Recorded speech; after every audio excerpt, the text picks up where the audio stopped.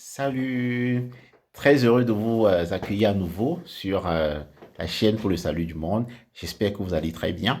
J'espère que votre semaine s'est passée très bien. Et si ce n'est pas le cas, laissez-moi vous dire que celle-ci sera super. Cette nouvelle semaine qui est en train de commencer de votre côté sera meilleure.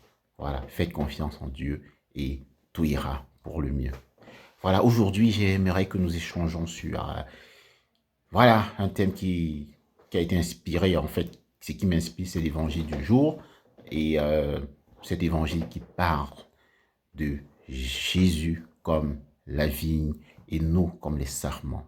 C'est très intéressant parce que Jésus, en fait, il dit que le Père est le vigneron, lui, il est la vigne et nous sommes les sarments.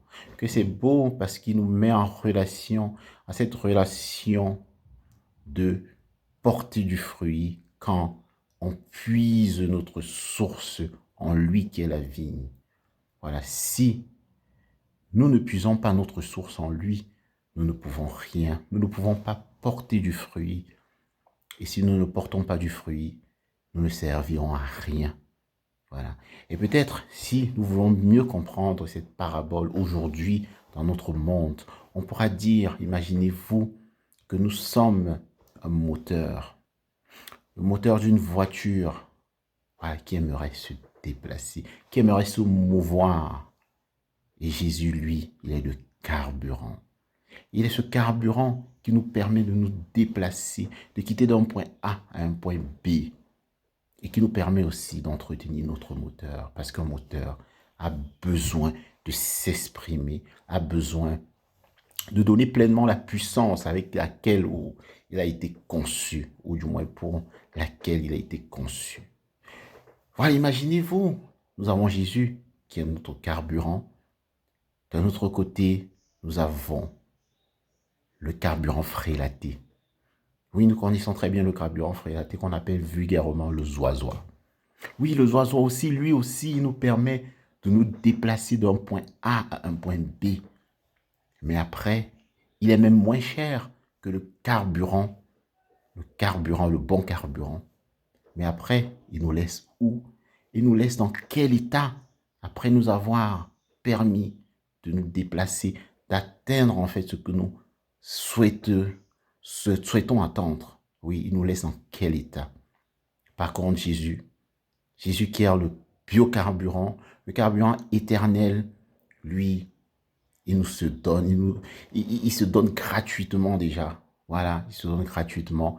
Et lui, il ne nous abandonne jamais. Parce qu'il demeure toujours en nous. Oui, c'est ce qu'il a fait en acceptant de souffrir, de mourir pour nous. Oui, le Christ, il se donne toujours à nous. Il est toujours là. Il fait en sorte que nous nous mettions en marche. Il fait en sorte que nous réalisons tout ce que le Père souhaite que nous réalisons dans notre vie pour notre bien. Il est toujours là. Il ne nous abandonne jamais. Et en fait, il sème. Le fruit que nous donnons commence d'abord par la joie et la paix que nous avons toujours dans le cœur. Oui, c'est par où ce fruit commence. Ensuite, il s'étend.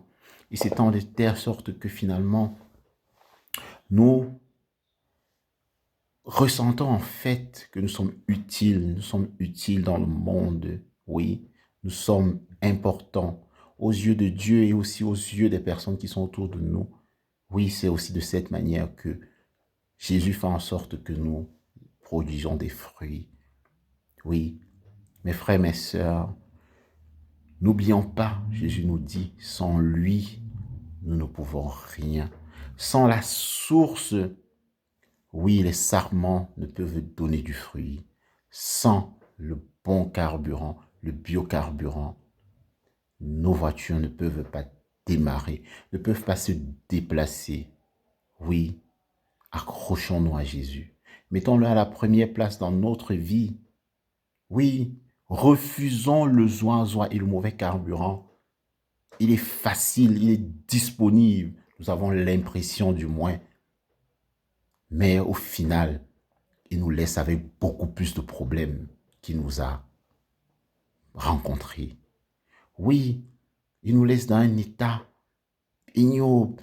dans une situation de vie encore plus difficile, nous avons coupé avec tout le monde. Nous avons fait du mal aux autres. Oui, parce que nous voulions arriver, réaliser nos objectifs. Oui, c'est où le mauvais carburant, le zoison nous mène.